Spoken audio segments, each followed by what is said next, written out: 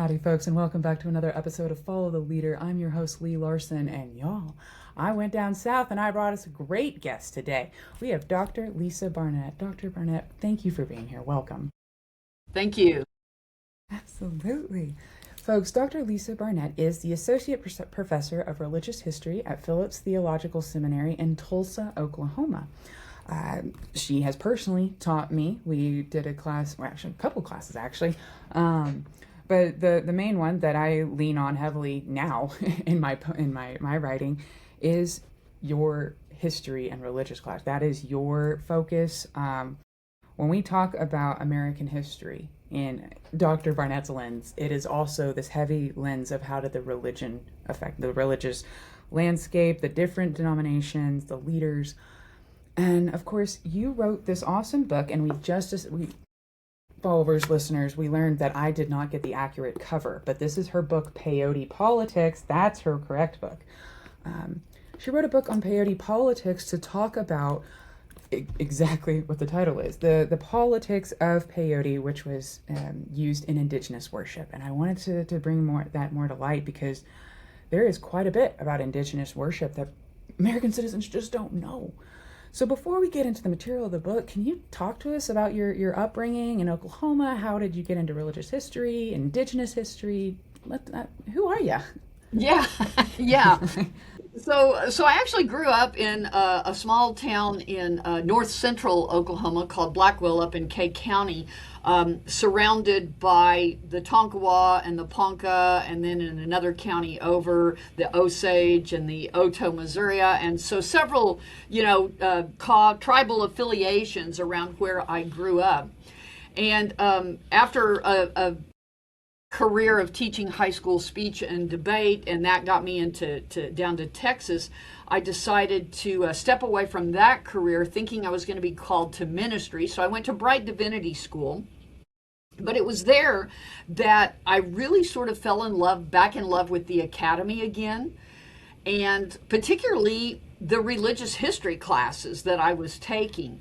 And so I went ahead and got ordained in the Christian Church Disciples of Christ, but I was feeling more that my ministry call wasn't to parish ministry, but was to the academy. So I went back and got another master's degree to help me try to get into graduate school programs. And it was during that degree at Bright that I got to cross over and take some history classes with master's and PhD level students at TCU in Fort Worth, because Bright sits on their campus as well. And so when I was applying, since I already sort of had an in, I applied just to the U.S. history program at TCU. And that's where I also decided to diversify my academic portfolio with just doing history and not necessarily religious history, so that I could combine the two. I think that was where, and that was where I was doing an independent study with another TCU history person while we were in our doctoral program, but we were taking a class with a professor at Bright, and we read a book by George Tinker, and he made mention of the Native American church up near his home in Pawhuska. And I'm like, wait, I grew up one county over from there. I took Oklahoma history. Why have I never heard of the Native American church? And so that then became the basis for my master's thesis at Bright, which actually ends up being chapter 6 in this book. And then I took it to the dissertation level and just kept expanding and expanding with more and more information to produce what now is my first monograph. Well, and it's a very well done book. And folks, I'm really excited to bring this topic forward. I also want to just touch on, you said that you grew up near the Osage. And for my listeners, I want to connect that Osage. If y'all remember, about a year or two ago, there was a movie called The Killers of the Flower Moon. And it very much centered on the Osage and white settlers, oil, property, land rights. So this, again, trying to expand and connect everything. And but this Native American church, like you said, a lot of folks haven't heard of it, especially because is it just one umbrella? What is it? Yeah, so it encompasses the practice of peyoteism in a variety of different forms, some Christian syncretism in some aspects, but it becomes this sort of umbrella term when it gets incorporated by the state of Oklahoma, first of all, in 1918 to protect the religious freedom of peyotists in Oklahoma to use it. And then, as more and more states and the federal government are still trying to suppress the practice, it picks up chapters among various tribes. And then it becomes sort of the North American Peyote Church instead of just the Oklahoma Peyote Church. And so then now you have chapters. So you would have the Comanche chapter, the Osage chapter, the Oto, Missouri chapter, of the church. So yeah, Native American Church is this legal terminology for incorporation that encompasses all of the different tribal peyote practicing churches on their lands. So that's a great segue. What is this Peyote Politics that you wrote your book on, and I read, and here's the tab up. What is peyote? What is it? Right. Peyote is a small spineless cactus. There's a natural growth region in southern Texas from, kind of the Rio Grande areas where it's prominent, but also into northern Mexico in the desert there. The tops of the cactus, the little button tops, are harvested. They're cut off, not the whole cactus, but the tops are cut off. And they are dried and ingested as part of this ceremony, or made into a tea. It really is, I want to preface, it is a sacred medicine. By all indigenous peoples, it is recognized as a sacred medicine for healing. And it then becomes part of a ritual practice for healing, for individual healing, for communal healing, when ceremonies need to be called together within the U.S. and how it's celebrated. And at different times during this all-night ritual that goes from sundown to sunup, there is the ingestion of these dried buttons, sitting in front of a fire with drumming and hymn singing in the language of the people hosting. And it's this mild hallucinogenic experience. Actually, it's more what people say synesthesia, where you sort of hear colors, the senses are sort of mixed up, so that when you're seeing the fire, you also then get to hear the fire speaking to you. You hear Creator speaking through the fire. So it's not an addictive drug, and I do want to preface that. There's no evidence ever of any addiction, and no deaths ever recorded from the ingestion of peyote. But it is this mild sort of hallucinogenic agent that helps individuals get in touch with Creator during a specific ceremony. And part of that ritual practice of peyoteism as a religion is also there's an ethical way to follow, right? If you do peyote, you don't do alcohol. If you practice peyoteism, you don't do drugs, right? So there's this sort of moral teaching as well along what they call the peyote road. Well, and thank you, because it definitely gets. I've heard some demonization of it, of it's as intense as, a lot of like maybe even tying it to ayahuasca, and then some people say no, it's more like tobacco, and so there's just a lot of confusion on what it is. Yeah. And you talk about how it's used for spiritual practices. It is a sacred use. So for the people that are practicing peyoteism, is it typically these chapters that are in South Texas and New Mexico, or is there trade going on, or how is it expanded? Right. So it actually started with indigenous people in Mexico that had a ritual peyote hunt every year, where they would gather and an outdoor all-night dance and a ceremony that, particularly with the Huicholi people, that springs up. But then it's an elder who interprets then from the ingestion of peyote some of the visions for the people. different tribes like the Comanche and the Kiowa, of course, are familiar and go down into Mexico early in their history, and they bring peyote back across what becomes the U.S. border into their own, at that time, sadly, reservation system.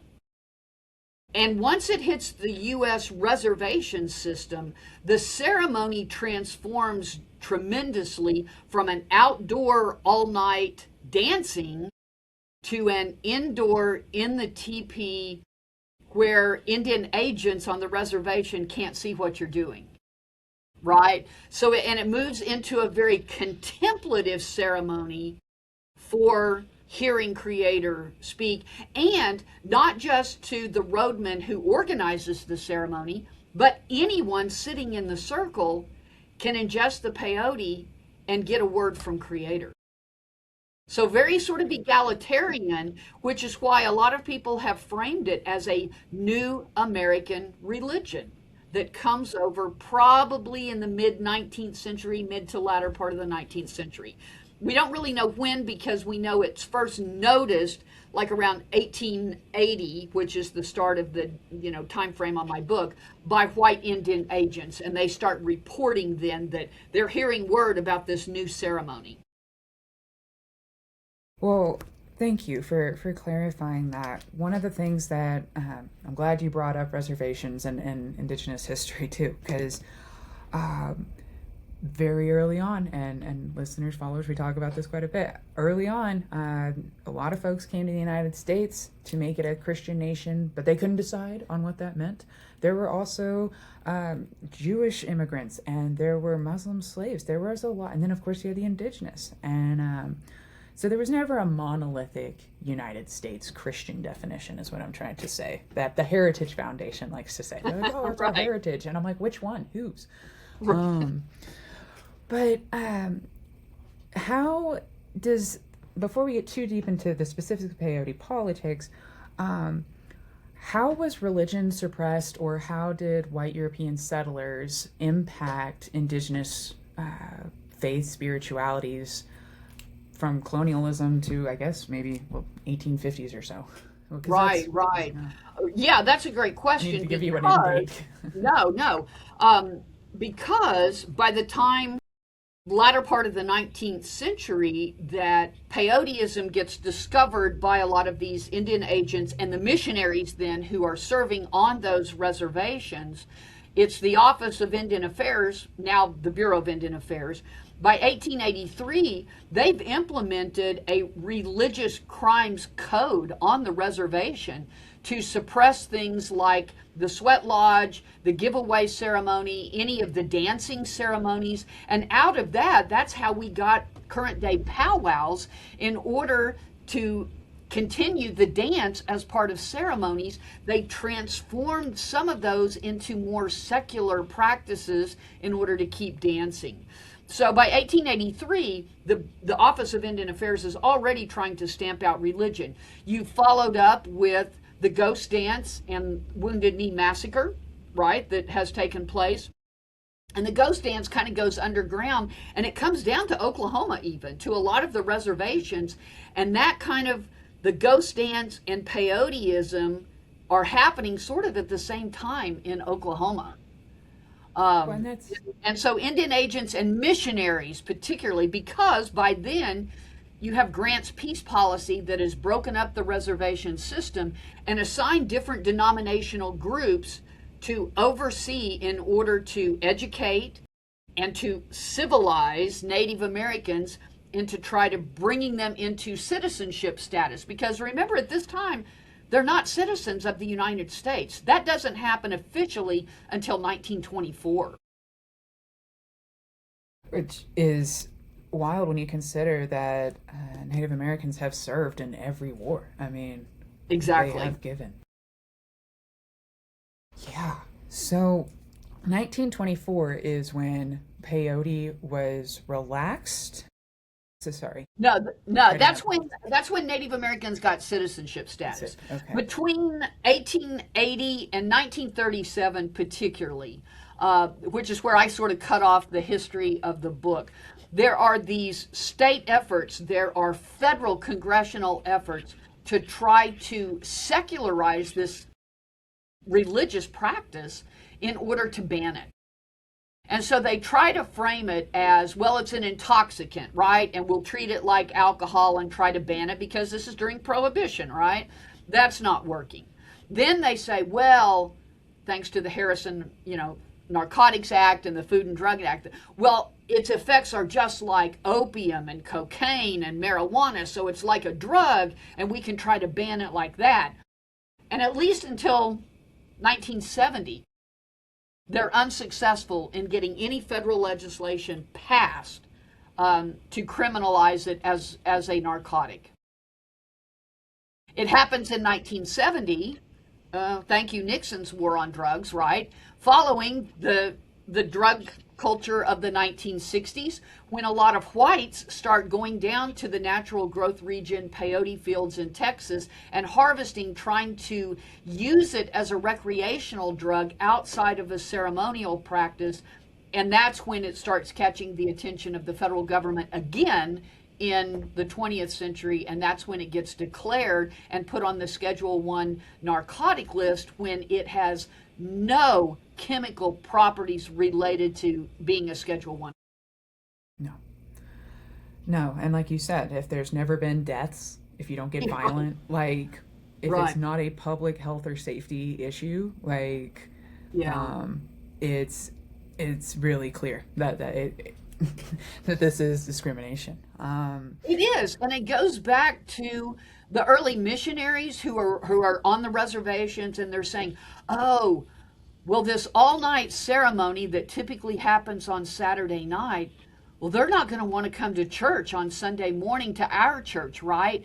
And so Christian missionaries are feeling very threatened by this practice. And on the reservation, a lot of Native Americans are not going to the Western doctors now that are being brought to the reservations, because they're using their own sacred medicine of peyote for healing. And so there's this tension between Western culture trying to be this hegemonic force upon Native Americans, even when some of the ceremonies implement some Christian elements to it. There's still this threat by Western culture that we can't compete. And this all-night ceremony is going to make them too tired to go work their fields or care for their crops, right? This sort of Protestant work ethic kind of comes into it as well. Absolutely. And which is, you bring up distrust of Western doctors. Like, why would you? And, especially when we look at women and the sterilization of women. I mean, like, why would you trust a Western white male doctor to come onto your lands after everything? It's really like, sometimes when I'm reading history and I come across something like that, I'm like, the gall of the U.S. Like, right. I can't believe but it was deliberate. It was intentional, and I'm very thankful that you are writing books like this to help show the audiences that they didn't just fade away. It wasn't just like some bad. This was a deliberate, systemic, strategic effort by our state government in combination with the military and Christianity to silence. It was a cultural, physical genocide, and especially you're talking about. Especially this this plant, excuse me. Like you said, it was meant to be outside in celebration, in movement, in expression. Yeah. And now you have changed the cultural practice to a contemplative, static, so many ways that the U.S. state has eaten away at the cultural dignity, or attempted to. And yet, like you say, like these practices persist because they're integral to the community. When we talk about the Native American church and that large umbrella, and we talk about the transfer of peyote, it seems like peyote is almost becoming like the face, or like it's becoming widespread even with communities that aren't regionally grow that, almost for more of what it represents. Is that a fair statement? Has peyote become sort of a rallying thing for indigenous spiritualities to, or what? How is it playing in their advocacy? Yeah, because once folks like Quanah Parker from the Comanche and the Kiowa people bring it over from Mexico and introduce it into the U.S. In the latter part of the 19th century, it does become its own indigenous religious practice, something for that community. It's the Kiowa Comanche that early on invite what we know to be the first white person to witness the ceremony, an anthropologist from the Smithsonian who is living among the Kiowa Comanche named James Mooney. And he is the one who first starts to document this religious practice. He's hoping to, write a work on it. He ends up getting invested in this practice of protecting it, so much so that when the federal government starts to target it to try to eliminate it, he's also going before Congress testifying for religious freedom for indigenous peoples and calling out some of the opponents, even Native American opponents from the Society of American Indians, who their sole concern is citizenship, and they too are coming, allowing the propaganda of this barbaric, superstitious practice, right, to sort of influence how they want to treat Native American peyotes. And so there's even a split within the Society of Native American Indians there. But Mooney ends up putting himself on the line in front of the congressional hearing, particularly in 1918, and ends up losing his field work, gets called back to Washington, never to be able to finish his work writing on peyote. But he's still in touch with the Native American Church. He helps them organize and incorporate in 1918 as a legal entity. And he still sends them, I love it, when he's in Washington, D.C., he's still writing to peyote leaders in Oklahoma with clippings from the paper. This denomination claims to be the only church. And look at this one. This one claims to be the only church among whites. What, they don't know what they're talking about, really. Right. And the Mooney and needing to navigate against the Christian missionaries or the very influential organizations.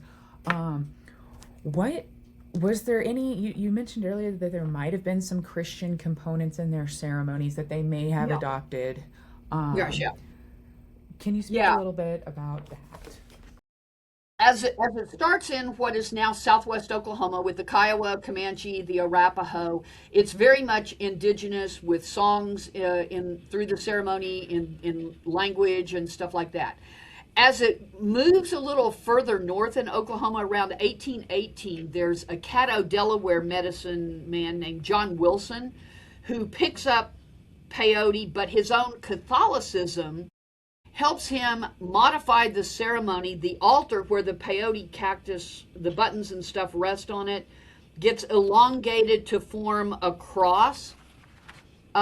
He also adds some new songs and bans some of the role of tobacco. It kind of gets reduced in the ceremony, and some Christian symbols start to appear. And that becomes known as the Big Moon ceremony. That's different from the Half Moon ceremony of the Kiowa Comanche that is still just indigenous. As it further spreads up the northern plains, once it gets to the Nebraska area, the Winnebagos, John Rave and Albert Hensley modify it even more in a cross-moon or a crossfire ceremony that's heavily Christian. Now you get Christian sermons being preached, Christian hymns being sung, as well as peyote songs. And on the altar with peyote is an open Bible, because peyote will help you interpret God's word, right? So it's very Christian. And then it goes further out west to Utah, the Utes and stuff, still maintaining to the Navajo some of the Christian elements. So there's a lot of syncretism, yeah. And that's particularly that brings up a point when you were researching, and something I learned from Dr. Dellinger actually was when we look at who is writing the documents of yesterday, what was it like to parse out, the motivations by some of the white researchers you read and maybe the research you had from indigenous people? Yeah, it was really interesting because, first of all, I started with some of the earlier secondary work, which were written by anthropologists. Mooney didn't get to finish his work, um, but Omer Stewart and some others came along afterwards who did have connections with peyotists in Oklahoma and elsewhere and got a lot of anecdotal stories that they shared. The problem with some of those earlier anthropological works is they were focused mainly on the ritual and the ceremony, trying to translate that for white people. And I was more interested in the history of how we got to the Native American church and this new American religion that is introduced on the continent.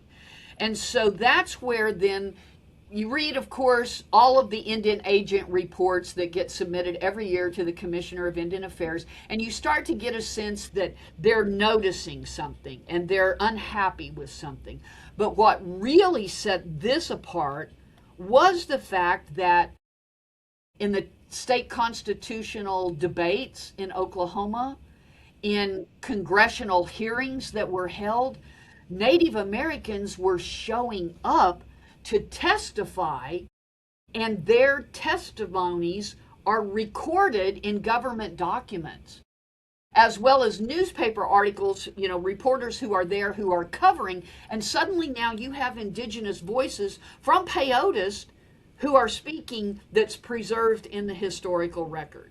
And I really relied on those voices. Dr. Barnett, one of the things you talk about in your book is obviously the pushback from your conservative fundamentalist Christians. However, the Native American church is also emerging along with the social gospel movement. Is there a connection or relationship between the Native American church and social gospel, or how did they play in that time? Yeah, it's really interesting because you did have certain missionaries who were definitely opposed to the practice, but you also had this group of white folks called the Friends of the Lake Mohawk Conference, right? Who these are a group of well meaning, sort of socially progressive Christians at the time, but still very paternalistic towards Native Americans. And so they're looking at ways that they can increase opportunities for Native Americans to work their way into modern society. Again, the focus is really sort of on citizenship status.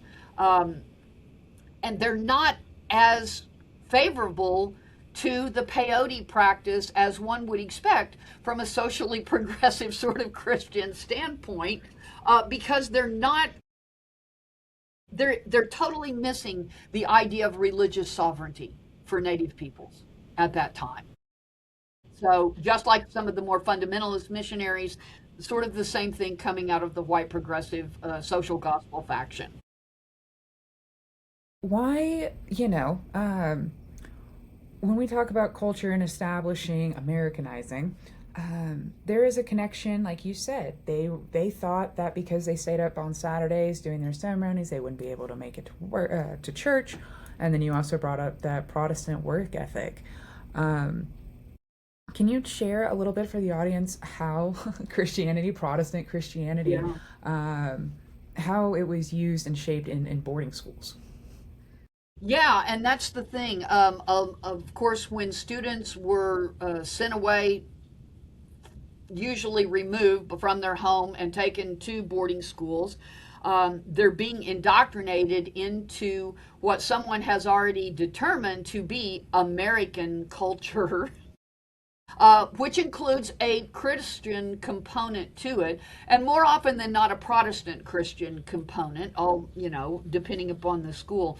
But the whole trying to prepare them for vocational careers, right? The women are taught sewing and cooking, the men are taught a trade, blacksmithing and, farming and things like that, to try to introduce them into an American society deemed American by these whites. It's interesting that peyote actually, a lot of the students who come back to a reservation setting from the boarding school, a lot of them come back with tuberculosis, consumption, diseases from being crowded in those boarding schools. And they come back and they actually find some physical healing from peyote. And that then sets up some of the problem between the Society of American Indians, whose leadership is boarding school educated, who now are kind of calling some of the political shots, versus those who come back from the boarding schools and take up now this indigenous religious practice. And so that too is also a divide, and again, creates more barriers with the Society of American Indians, who have favored themselves in politically right with the dominant culture. And that's what's fascinating is, I know in my line, being from the South, like if you go back, I do have an indigenous woman, and I think, and you can see her journey and how she married a white man, moved to Texas, started calling herself white, and everybody was white, her children. And I think about that, what that must have been like, particularly because she was doing all of that in the middle of the Trail of Tears. Like, she could see that had she not made that decision, she would be one of those women. And we had that conversation. Did she marry for love? Probably not. Did she even like the guy? He's probably an annoying white guy. Sorry, no offense, guys, but I mean, you have your outright genocide, your loss of life, and then you have this loss of religion and culture, and then you have blatant loss of access to healthcare. I mean, the privilege that a white woman could have in those days to that. And I like your point, how you bring up that first wave of political Native American leaders, but they were able to access those powers because of the boarding school education. Yeah. And so it's all tampered so that everyone fits in this box. Right. And I can imagine how frustrating that would be, to be the leaders who finally have an opportunity to do something, but you've been Americanized. Like, right. Yeah. You're there's just so much grief and loss, and thank you for taking the time to explain all of that. Can you talk about, in that same vein of what folks had to do in order to survive, in order to have certain laws passed, you talk about clothing and how clothing made a difference, attire. Can you talk about how that impacted peyote politics? Yeah. Just simply different clothing. Yeah, the latter part of chapter 5 in the book talks about this sartorial sort of component, if you will, of dressing for success in the white man's world of law and politics. Relying on some other studies that have been done talking about the use of clothing as a form of political identity. That's funny. I have, you know what? I live by an Air Force base too. I'll text you later this week if we also have exercises. And then we know. Yeah. Things are really bad.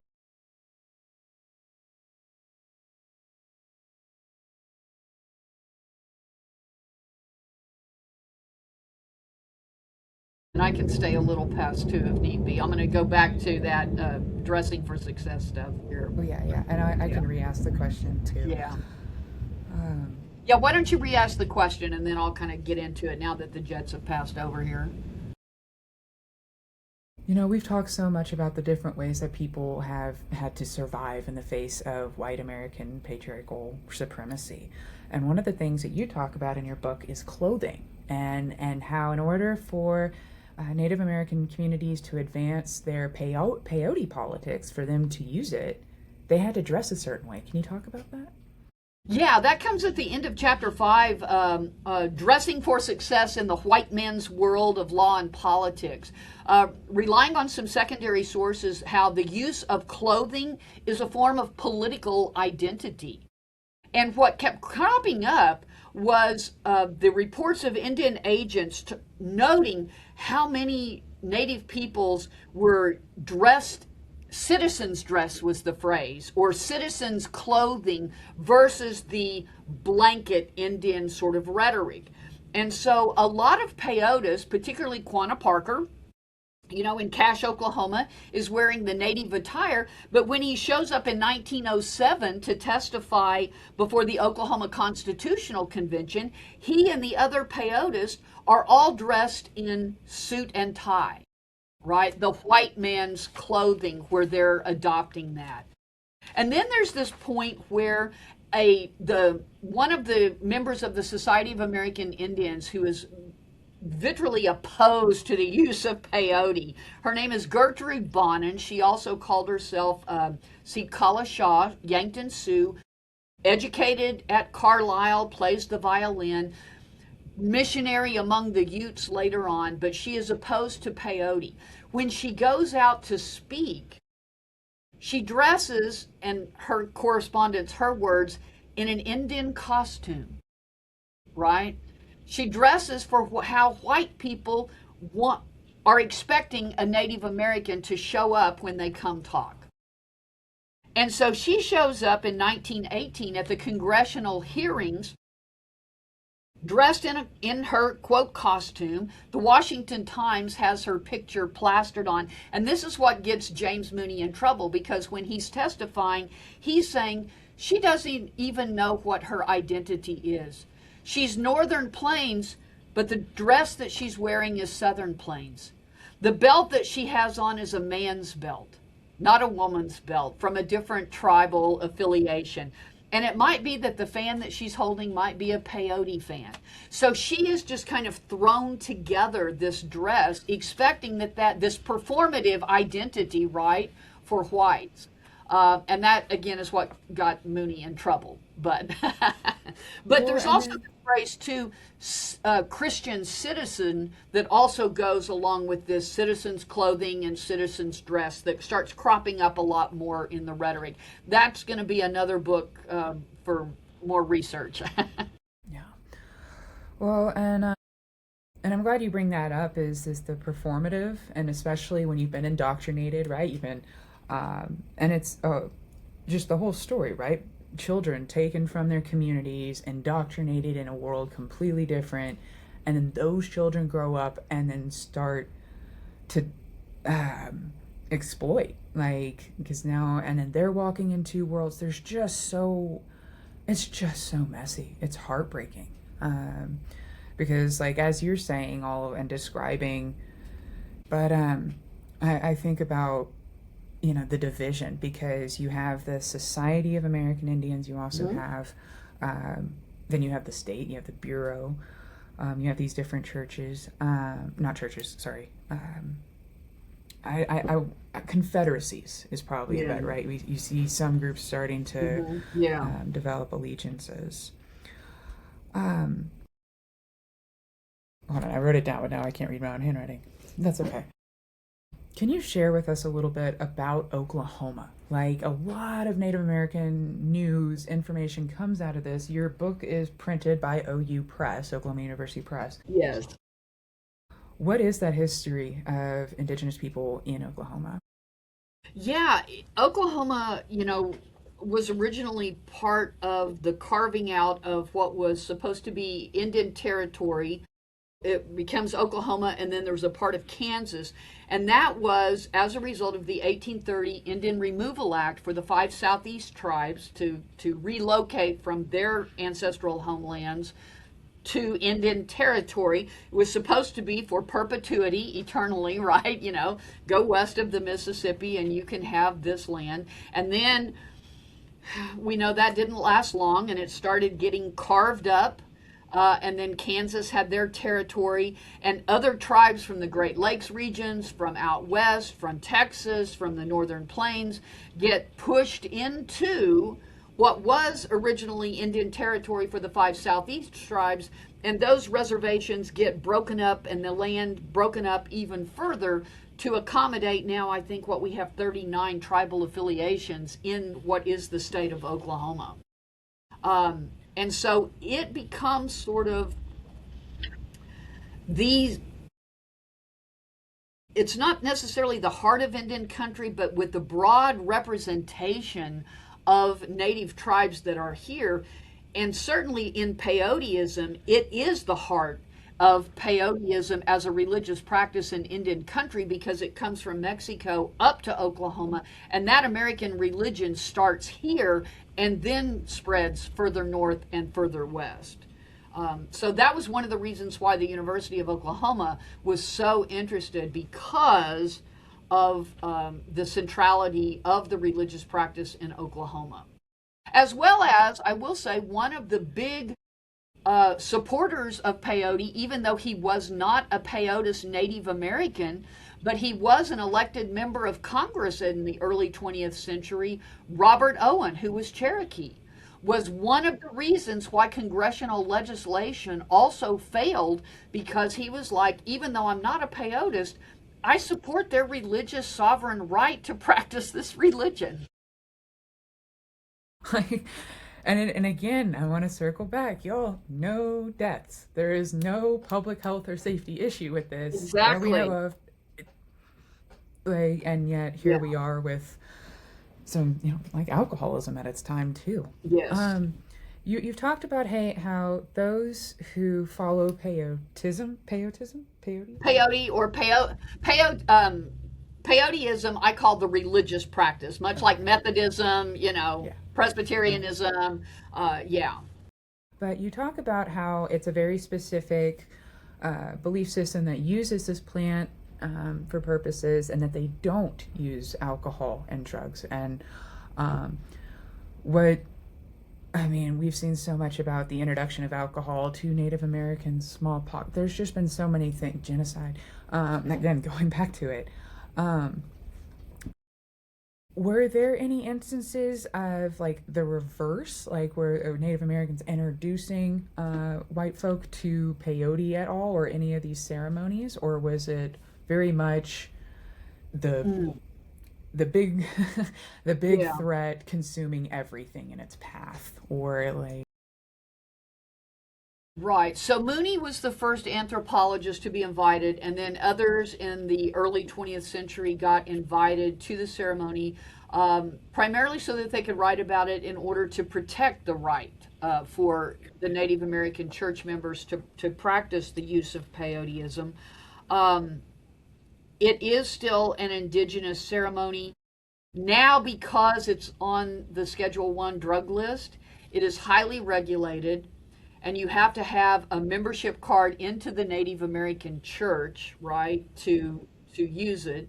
Although if you are invited into the ceremony, you can still partake, even if you're a white person, but you have to have an invitation. It's not just you see that a ceremony, because it doesn't happen every Saturday night. It's only called for on special need basis. And if you haven't, you have to have the invitation to get in, which is why not everyone can be a member of this church. But it's also, if you're a Ponca and you're down in Lawton, Oklahoma, and the Comanche are having a peyote ceremony, you can go, right, without the invitation. It's that sort of crossing borders within tribal affiliations, but not within white. And again, the history with white settler colonialism and hegemony wanting to dominate, we got to trust you first. right, of course. And on that base of trust, and absolutely no way is this promoting that a bunch of white folk go and do this. Right, It is yeah, simply no. trying to talk about the politics of how someone's sacred religious artifact, Yes. I don't know, is made challenging. It's inaccessible for the people that are using it. And again, no public health issue. Which is like kind of like always. I'm up here in Montana. We have a very libertarian approach of just like, hey, it Yeah, doesn't hurt anyone else. You do it. Like, that's and right. very strange. Right. To Well, I actually write about one of the court cases, Montana versus Big Sheep, in the yeah, book, as well as, yeah. early on the Crow Reservation, right? Big Sheep was one of the first to actually frame his lawyer into this religious identity, right? That this is a religious practice, right? That is protected by the First Amendment. Although Oklahoma peyotists were also claiming that, that case was one of the more successful ones early on to kind of claim a religious identity. Well, and it's certainly an interesting time in the U.S. With a lot of the rise of Christian nationalism. I talk about that quite a bit. From your knowledge or from your network, how have you seen Christian nationalism impact in Oklahoma or national indigenous beliefs, practices? Have you seen that or heard of challenges? Yeah, I mean, you always have Christian nationalists. I mean, there's someone I think in Texas that's spouting, we should deport Native Americans. I mean, there's always that sort of stuff.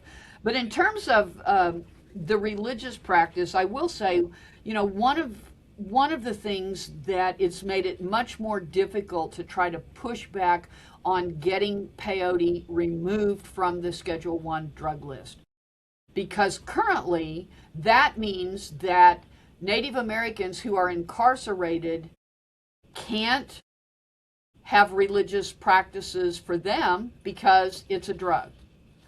Also, the supply of peyote now, with climate change and with commercial agribusiness plowing up some of the natural growth region in South Texas, it's limited to about 4 counties now where the supply can grow. And again, it's highly regulated. The peyoteros who grow it have to have a license from the state of Texas.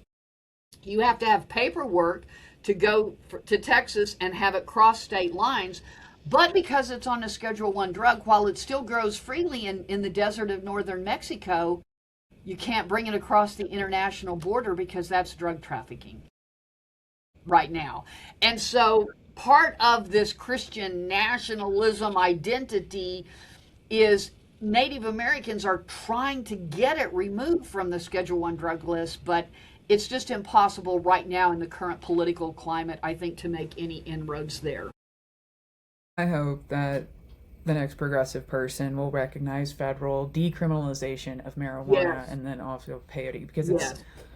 it sounds like it's just a nightmare. And so yeah, just decriminalize all of it, and not all of it. There's some things I wish Yeah, that right, we yeah, should not but bring in, but right.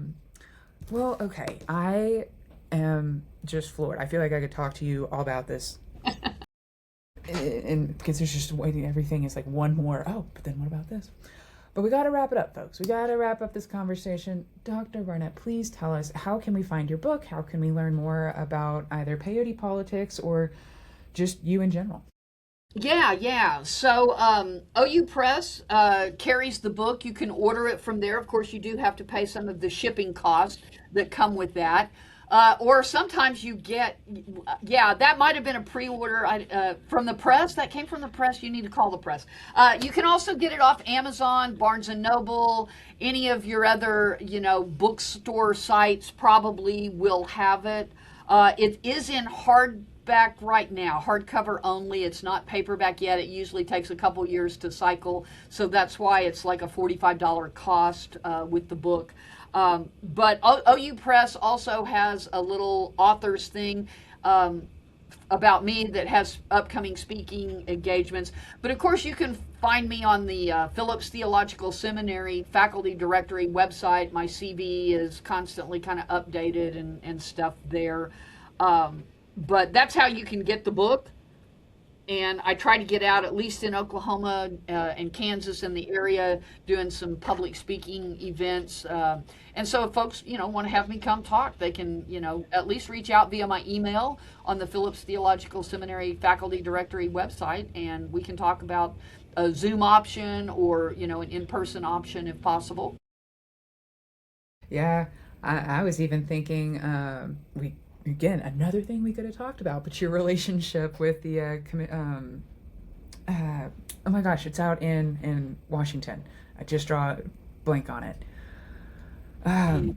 Council. It's through the Disciples of Christ denomination. Councils. Oh, I'm a trustee for the Disciples of Christ Historical Society. Historical Society, and Yeah. but you helped to get our relationship. And I'll edit this out. This is fine. But I just wanted to ask, like, it's out in Washington. And I cannot remember. It's the indigenous. No, Washington State. Sorry. I am a co-moderator for the Center for Indigenous Ministries associated with the Disciples of Christ. We're actually currently working on creating some standing rules to try to become an affiliated ministry under the umbrella of the General Minister and President. With the disciples, but to have some more denominational recognition to transform just from Yakima Christian Mission now to the Center for Indigenous Ministries. So the Center for Indigenous Ministries every year does a winter talk event where we invite folks to come to learn more about the Christian doctrine of discovery that still impacts indigenous justice issues today. And so, yeah, my co-moderator, Crow Eddie, is up in Nova Scotia, Mi'kmaq, and we do some really cool work, I think, for justice issues for indigeneity broadly defined. Yeah. Well, and thank you. And definitely, as it gets closer to the winter, if you want to come back and promote that, I know some folks would really be interested in hearing about doctrine of discovery and having such a wonderful, engaged conversation, not just with Christians in the room, but as well as indigenous. All right, folks. Peyote Politics. Do you mind holding up your book for the cover? Sure. She got the pretty cover. I did not. I want to say something about this cover. This is artwork by the citizen Potawatomi artist named Woody Crumbo, who documents through painting, has documented peyote ceremonies. And so this is a peyote ceremony painting by Woody Crumbo that hangs out in the Gilcrease Museum here in Tulsa. And the OU Press got permission from the Crumbo family to use this painting for their cover. Yeah. So yeah, that's what's so cool about it, which is why you need to call the press. Yeah, I will. Yes, I will. Alrighty. Well, Dr. Barnett, is there anything else you'd like to say before we wrap up? No, this has just been fascinating, Lee. Thank you for the opportunity to really kind of talk about my book. And again, to emphasize peyote as a sacred medicine with no addictive drug-related properties at all, which is why I think our conversation about including it as a religious practice in the landscape of American religious history is so very, very important, to not just talk about Christianity, but to include some of these Native American practices as well in that landscape. Absolutely. Absolutely, folks. That is Peyote Politics with Dr. Lisa Barnett, again, the Associate Professor of Religious History, Phillips Theological Seminary down in Tulsa, Oklahoma. Thank you, Dr. Barnett, so much for joining me. And folks, that's it. That's a wrap. What did you think? Make sure, I want to hear it. Let it know in the comments. Would you like to hear more about this? Deeper dives? Let's do it. Otherwise, like, follow, subscribe, you know the drill. And I'll see you next time. Follow the leader. See ya. Bye-bye.